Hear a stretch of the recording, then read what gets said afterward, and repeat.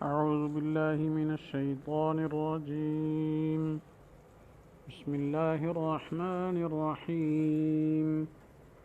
وإن كان رجل يورث كلالة أو امرأة وله أخ أو أخت فلكل واحد منهما السدس، فإن كانوا أكثر من ذلك فهم شركاء في الثلث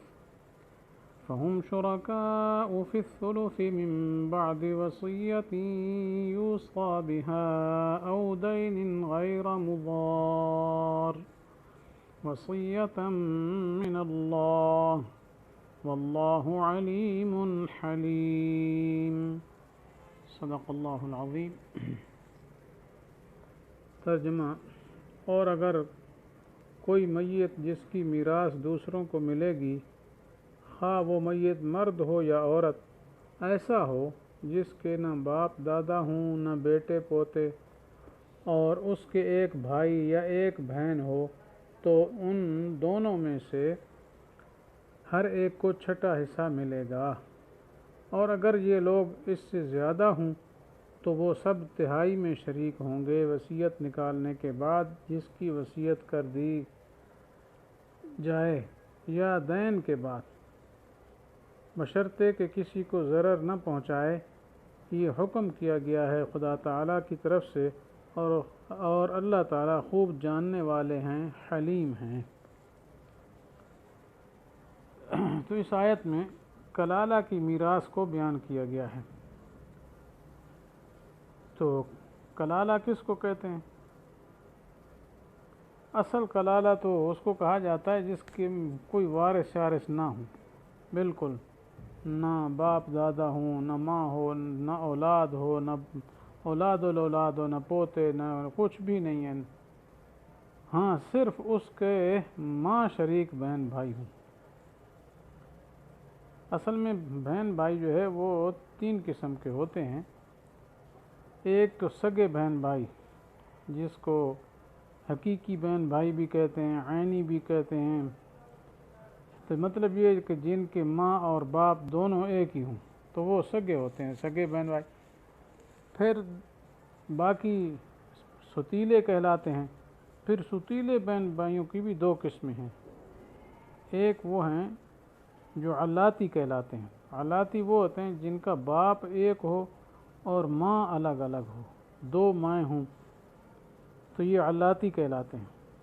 اور تیسرے قسم یہ ہے کہ وہ اخیافی کہلاتے ہیں، یعنی جن کی ماں ایک ہو باپ جدا جدا ہو، تو ان کو اخیافی کہا جاتا ہے.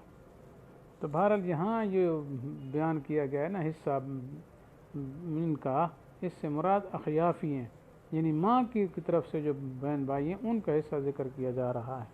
باقی جو عینی ہیں یعنی پہلی قسم سکے بھائی بہن بھائی یا باپ کی طرف سے بہن بھائی، ان کا حصہ یہاں بیان نہیں کیا جا رہا، بلکہ ان کا حصہ بالکل آخر میں اس صورت کی آخری آیت جو وہ آ رہی ہے اس میں ان کی وراثت کو بیان کیا گیا ہے. تو بہرحال موٹی بات یہاں یہ ہے کہ اگر کوئی شخص ایسا مرد یا عورت وفات پا جائے کہ جس کے نہ باپ ہو، نہ دادا، اور نہ اولاد، نہ اولاد کی اولاد، اور اس نے صرف ایک بھائی یا ایک بہن ماں شریک چھوڑے ہوں، یعنی بھائی ماں کی طرف سے یا بہن بھی ماں کی طرف سے ایک ہوں، مثلا ایک بھائی یا ایک بہن، بس دونوں اکٹھے نہیں مراد، صرف ایک ہو، تو ان میں سے اگر صرف بھائی ہے تو اس کو چھٹا حصہ ملے گا، اور اگر صرف بہن ہے تو اس کو بھی چھٹا حصہ ملے گا. اور اگر ایک سے زیادہ ماں شریک بھائی بہن ہوں، مثلا 2 ہوں، مثلا ایک بھائی ہے ایک بہن ہے، یا 2 بھائی ہیں یا 2 بہنیں، یا 3 ہوں یا اس سے بھی زیادہ ہوں، اور تو یہ سب مرنے والے کے تہائی حصہ میں برابر کے شریک ہوں گے. اس صورت میں یہ ہوگا تو تہائی ملے گی کل مال سے. پھر یہ آپس میں تقسیم کریں گے، لیکن تقسیم برابر برابر کرنی ہوگی. اور باقی ماندہ جو میراث ہے وہ دوسرے جو ورثاء ہوں گے ان کو مل جائے گی، لیکن اگر دوسرے ورثاء ہیں تو تب ملے گی. لیکن اگر اور کوئی وارث ہے ہی کونا سرے سے تو پھر ان کو دے دی جائے گی. یہ جو موجود ہیں اخیافی بھائی ان کو دے دی جائے گی. تو یہاں تک جو وراثت کے مسائل تھے وہ ذکر ہو چکے. البتہ یہاں یہ بات وہی ہے پیچھے والی کہ اگر وصیت کر گیا ہے تو وصیت پوری کی جائے گی. وصیت کا وہی قانون ہے جو پیچھے گزر چکا ہے کہ وصیت ہوگی تو کس میں یعنی ثلث میں ہوگی، زیادہ میں نہیں ہوگی. اور ساتھ یہاں اضافہ ہے، دین کا بھی لفظ درمیان میں آ گیا، قرضہ بھی ادا کریں گے لیکن غیر مضار. تو معنی یہ کہ وصیت ہو لیکن وصیت کرنے والا کسی کو نقصان نہ پہنچائے. تو اصل تو یہاں غیر مضار لگی ایک جگہ پر، حالانکہ پیچھے بھی آتا رہا ہے من بعد وصیت یوصی بہا من بعد وصیت، دو دفعہ پہلے بھی گزر چکا ہے. تو اس جگہ ذکر کی ہے کہ ضرر نہ پہنچائے، وہاں ذکر نہیں کی گئی. لیکن یہ کہ یہاں یہ قید جیسے مذکور ہے، پچھلی جگہوں میں بھی کیا ہے وہ قید ملحوظ ہوگی. تو بہرحال اطلاق اس کا عام ہے. مطلب اس کا یہ ہے کہ مرنے والا وصیت یا دین کے ذریعے وارثوں کو نقصان پہنچانا جائز نہیں ہے. مرنے والے کے لیے وصیت یا دین کے ذریعے وارثوں کو نقصان پہنچانا درست نہیں ہے. اب نقصان پہنچانے کی کیا صورت ہو سکتی ہے کہ وصیت اس طرح کرتا ہے کہ وارثوں کو نقصان ہے. مثلا وہ ایسا جھوٹا اقرار کر لیتا ہے جی میں نے فلانے کے اتنے لاکھ روپیہ دینا ہے، ٹھیک ہے، تو حالانکہ دینا کوئی نہیں ہے. تو اب ظاہر بات ہے مقصد اس کا یہی ہے. یا مثلا یہ کہتا ہے کہ میرا مال جو ہے فلاں شخص کا ہے، یہ مال ملا نہیں ہے میرے پاس، ویسے امانت رکھا ہوا ہے، یہ فلانے ساتھی کا ہے، اس کو دے دینا، حالانکہ اس کا ہے نہیں، یہ اسی کا اپنا ہی ہے. تو یہ خواہ مخواہ کہتا ہے جی فلاں کی امانت ہے جی. تو مقصد اس کا یہ ہے کہ میرے اس مال میں کیا ہے یعنی وراثت نہ چلے اور وارثوں کو نقصان ہو تو ادھر چلا جائے مال. تو ظاہر بات ہے مرتے ہوئے یہ وصیت کر رہا ہے غلط. یا مثلا وہ کیا کرتا ہے کہ آدھا مال میرا کسی اور کو دے دینا، کسی کے لیے وصیت کرتا ہے، تو یہ بھی درست نہیں، کیونکہ تہائی سے زائد میں وصیت چلتی نہیں، ٹھیک ہے.